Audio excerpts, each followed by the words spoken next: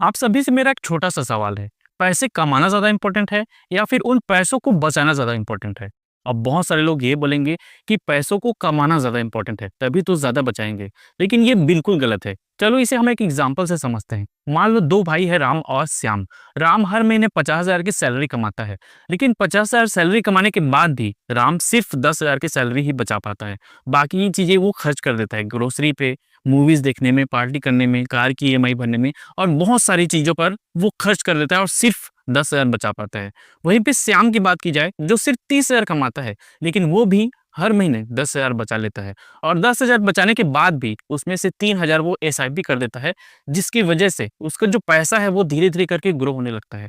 अब यहाँ पे दोनों में कंपेयर की जाए और फ्यूचर की बात की जाए, तो श्याम राम से कहीं ज़्यादा वेल्दी होगा क्योंकि उसने ज़्यादा पैसे बचाए हैं। उसको पता है कि पैसों को मैनेज कैसे किया जाता है और उसके बाद भी जब वो पैसे बचाता है, उसको और इन्वेस्ट कर देता है, जिसकी वजह से उसका पैसा और पैसा बनाता है। इसी वजह से श्याम कहीं ज़्यादा वेल्दी होगा राम से। तो यहाँ पे दोनों में हमने कंपेयर किया तो हमें समझ में आया कि पैसे कमाना ज़्यादा इम्पोर्टेंट नहीं है, उन पैसों को बचाना भी बहुत ज़रूरी है और उसके बावजूद अगर आप बचा रहे हो और सिर्फ़ घर में रख रहे हो, तो वो भी किसी काम का नहीं है क्योंकि हर साल की इन्फ्लेशन इतनी ज़्यादा बढ़ती जा रही है कि वो पैसा और धीरे-धीरे करके अपनी वैल्यू को कम करता जाएगा। इसलिए उन पैसों को इन्वेस्ट करना भी उतना ही इम्पोर्टेंट है, जितना उन पैसों को बचाना है।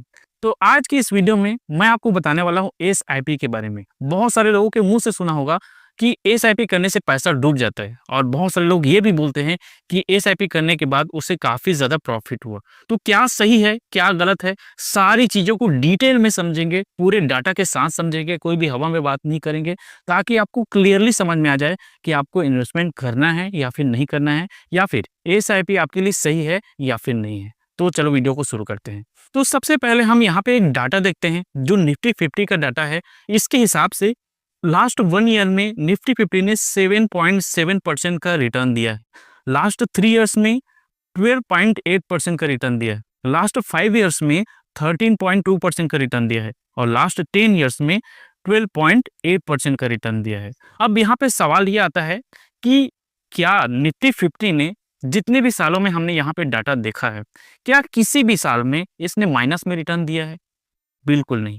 क्या आपको निफ्टी 50 में इन्वेस्ट करने के लिए या फिर एसआईपी करने के लिए क्या बहुत ज़्यादा टाइम की ज़रूरत है? बिल्कुल नहीं।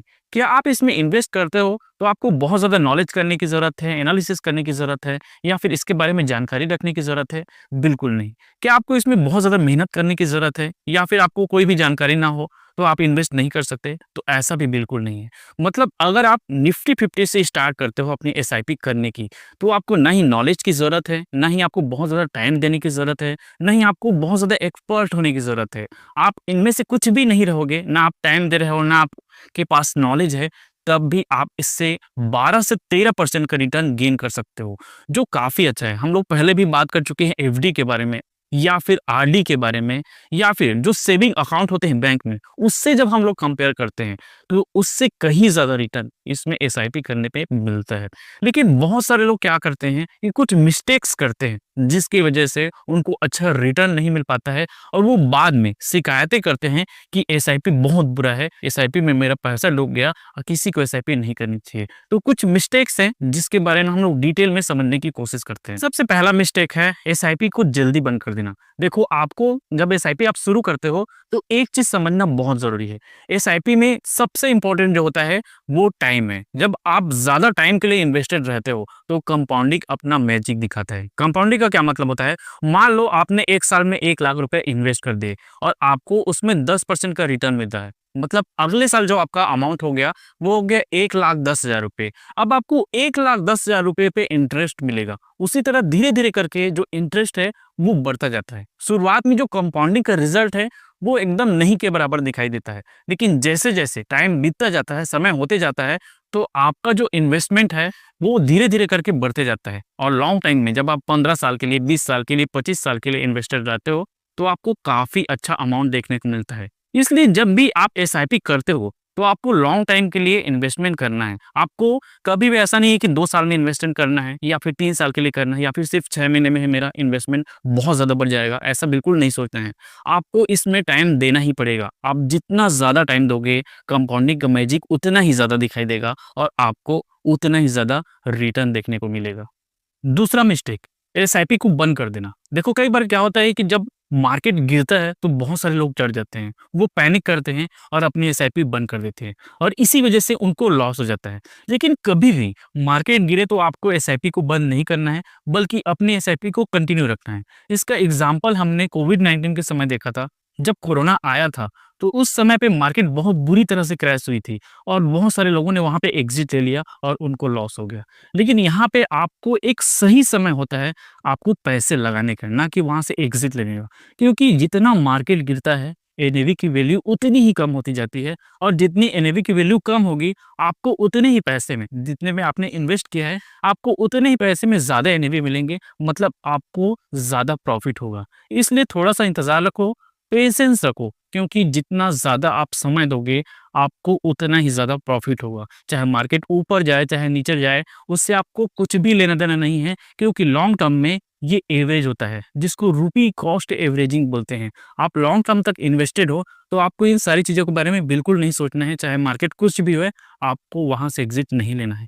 मिस्टेक नंबर 3, बिना गोल के एसआईपी करना। देखो जब भी आप एसआईपी करते हो तो सबसे पहले आपके माइंड में ये क्लियर होना चाहिए कि आपको आने वाले फ्यूचर में चाहिए क्या? आपको कितने पैसे की रिक्वायरमेंट है? चाहे आप घर बनाना चाहते हो, चाहे आप अपने बच्चों को पढ़ाना चाहते हो, चाहे रिटायरमेंट के बाद अच्छी ज़िंदगी जीना चाहते हो, ताकि फाइनेंशियल कोई भी प्रॉब्लम ना हो, तो उस हिसाब से आपको एसआईपी करनी चाहिए। अब मान के चलो आपका जो गोल है वो है 10 लाख, क्योंकि आपको 15 साल बाद अपने बच्चे को पढ़ाना है, चाहे आईआईटी हो, चाहे मेडिकल हो, चाहे कुछ भी हो, उसके लिए आपको 10 लाख की ज़रूरत है।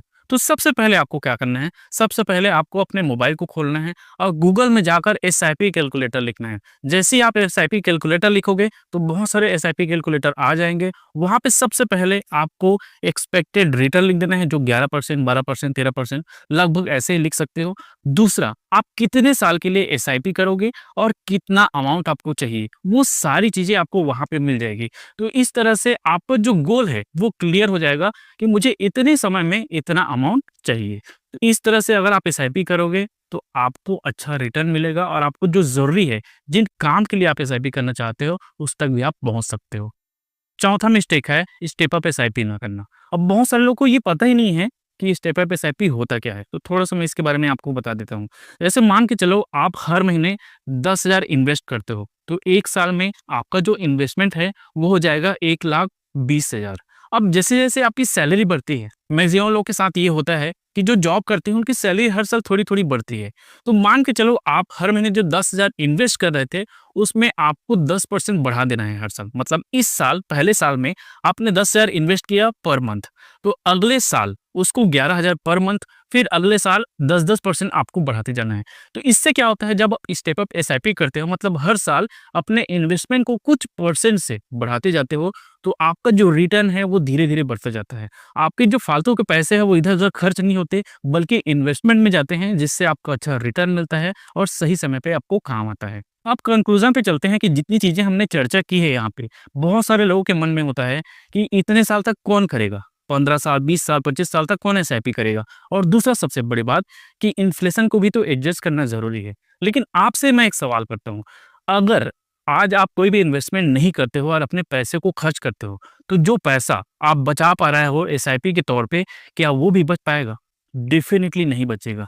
आपके पास कोई भी सेविंग नहीं रहेगी। अगर सेविंग रहेगी भी, तो वो खर्च हो जाएगी। इसलिए मेरा मानना है कि आपको एसआईपी ज़रूर करना चाहिए, क्योंकि ये जो थोड़े-थोड़े पैसे हैं, या थोड़ी-थोड़ी मात्रा में हम जिसको बचाते हैं, उसका इंटरेस्ट भी मिलता है और हमारे पैसे भी बच जाते हैं।